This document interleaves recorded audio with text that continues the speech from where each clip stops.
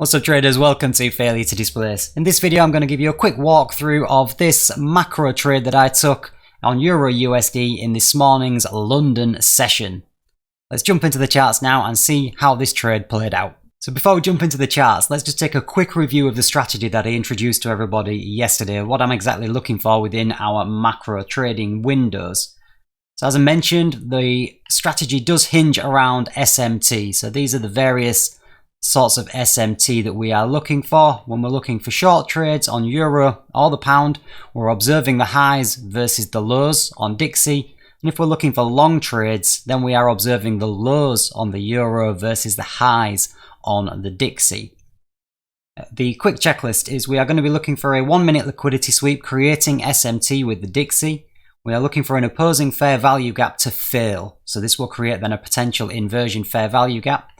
As this fair value gap is failing, we want to see it closed over with an engulfing candle. So this is again really important. Large displacement candles over opposing inefficiencies are a really good indication that price is switching the various sell or buy program that it's in. The entry is going to be on the engulfing candle closure. Stop loss is going to be below the low. We're looking for a fixed 1 to 2 RR. I will be going break even after the low hanging fruit draw of liquidity is taken. I'm also monitoring swing highs and swing lows while I'm in the trade, looking for opposing SMT as well. One thing that's not on this checklist, which I do really need to add on there, is that I will be taking into consideration some higher time frame analysis as well. So I'm looking for potential draws on liquidity on the 15-minute time frame, and also potential areas of support and resistance as well on the 15-minute time frame. So there is going to be an element of higher time frame analysis prior to going into the macro that will be undertaken. So with that said, I hope that was useful. Drop the video a like before we jump into the charts, just to let me know you're all enjoying this, and we'll get started with the actual main analysis now. So before we jump into the main charts, we always need to check our news releases, checking for red folder news. There's nothing in the London session, however, we do have non-farm this afternoon. So Wednesday, Thursday, Friday, we've been packed with red folder news in the US session, which means that the price may act erratically. ICT does say that often it's better not even to try trading these days.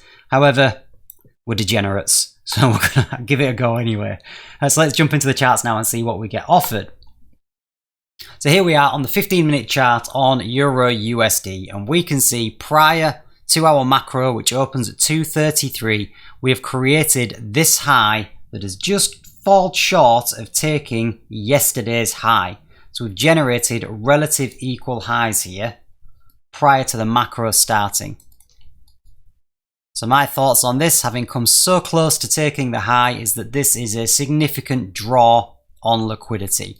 Did have a comment from somebody saying that they were bearish because we had swept Asia high and they were looking for shorts. However, you can see as we zoom out, because we'd got so close to this, it makes sense to me that we would take yesterday's high, and also this very large engulfing candle shows that the momentum is to the buy side.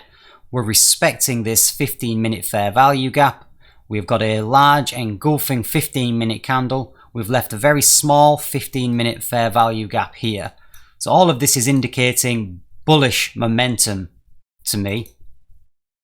Therefore, I went into the macro with a bullish bias. And specifically, I am keeping an eye on this fair value gap that has been respected. This down closed candle here now, we've closed over this. This is a bullish order block. What helps validate order blocks is if the order block generates displacement, which this order block clearly has, and we've left a fair value gap here. We have relative equal highs above us that we've just generated liquidity from. So you can see many buyers will be going short here, thinking that this is a level of resistance, looking for lower prices. So again, following the algorithm, we would expect to run these guys out of the market. So this gives me again a bullish bias. And then finally, to cap it off, we have a new week opening gap, which is this shaded orange area here just above us. So this is a previous new week opening gap. Has been traded through. However, these are often draws on liquidity, and price will be drawn back to these areas over and over again. So a few levels of confluence here giving me a bullish bias going into the session. I'm going to drop it onto the 1 minute time frame. So our macro starts at 233. You can see these relative equal highs, this engineered liquidity underneath yesterday's high. And then our point of interest is going to be this hourly order block 15-minute order block 15-minute fair value gap area, and the previously supported 15-minute fair value gap as well.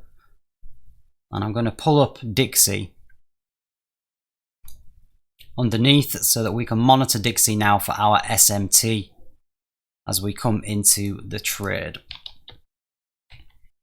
So getting a pullback into the 15-minute order block and the 15-minute fair value gap. We do get an initial reaction from that.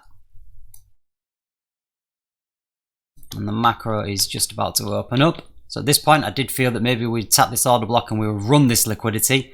If that did happen, I would consider swapping my bias to a bearish bias. However, you can see we do get a pullback coming back into our point of interest. So because we've done that, I now have a specific area that I can look for my bullish SMT. I've got a swing low here, and I have a swing low here. And also, obviously, we have the swing low created at the open of the London session as well. Those prices hitting these areas, we can look at the respective swing highs on the Dixie. So we have this swing high, this swing high.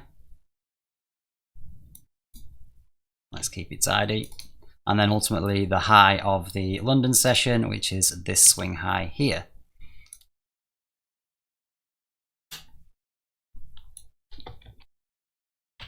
So price is pulling back heavily now.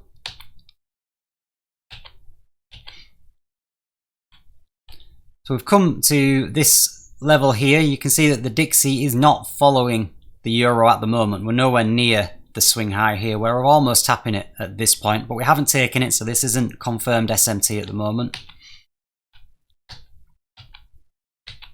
We want to see a break of structure, a break of this liquidity to confirm SMT. Then we get a displacement candle through. We've closed through this level of liquidity. We have wicked through it, but respected it with the body on the Dixie. So we're seeing our first signs of SMT. At this point, I was monitoring this fair value gap. So we've got a bearish fair value gap.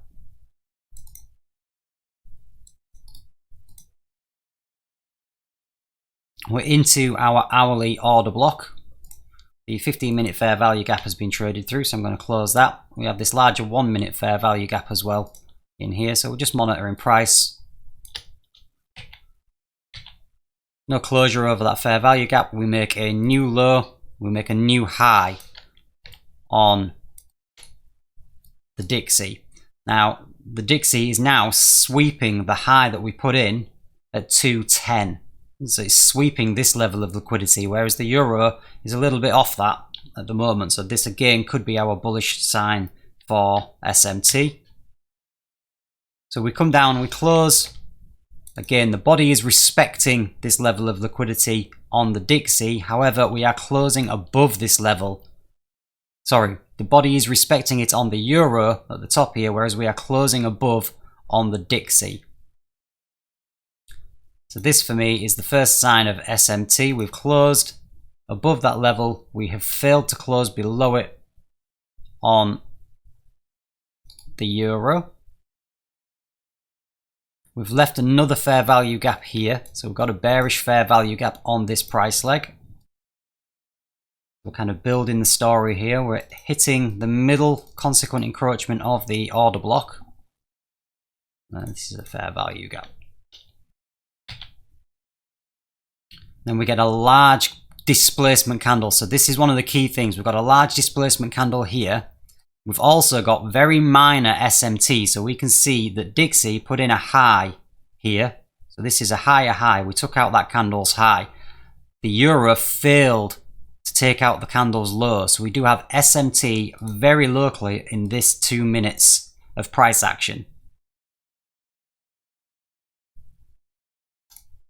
This very large displacement candle closing over this fair value gap confirms this is an inversion fair value gap. It's also closed over this bearish order block, which will flip this into a mitigation block.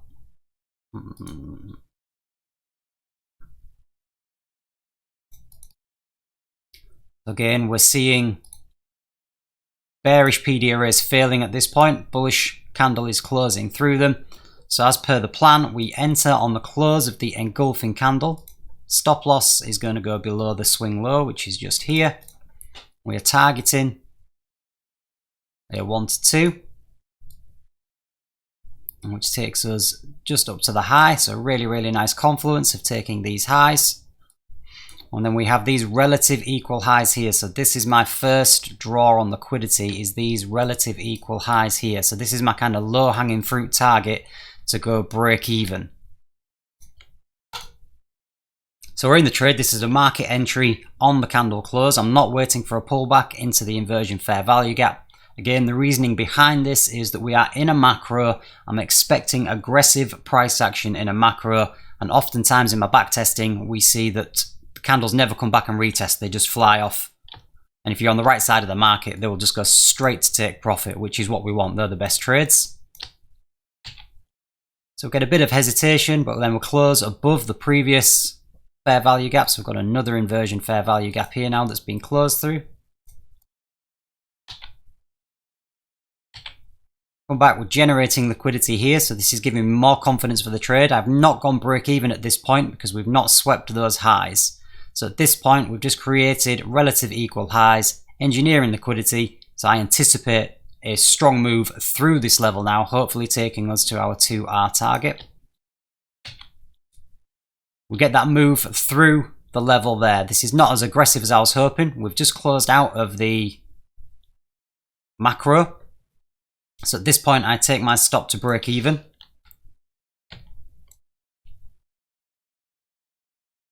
Mark that as a trailing stop loss. And we can also see on the Dixie, we're now generating bullish, or bearish, sorry, SMT for the euro, because we've taken the high on the euro, we've failed to take the low on the Dixie. This is bearish SMT. So we are building bearish SMT at these highs. I've gone break even because we've swept some liquidity and this may reverse on me. However, I do have a strong bias. We've got obviously quite a significant pull up here to go higher. So this is where the trade management may need to change moving forward. We come back, I get stopped out break even on that trade. Stop loss has done its job, break even trade. We do come back to the mitigation block. We then begin bullish SMT down here, so we're making higher lows while we're making lower highs on the Dixie. Then price does eventually come, hit our target nicely, which would have bagged a really nice 2R trade, but unfortunately, as I say, I got stopped out at break even. So again, trade management, need more data. Do we leave these as a set and forget strategy, or do we indeed aggressively move our stop loss, expecting momentum to carry us through to targets without essentially undergoing any kind of drawdown? So that was the trade on the euro. I hope you found that useful. If you did, please leave the video a like. I'd appreciate your support. Any questions or comments, leave them down below. And if you're enjoying this kind of content and want to see more videos like this one, then please do consider subscribing. I drop these videos more or less every single day, and it'd be great to have you on board. Thanks for watching. I'll see you again in the next video.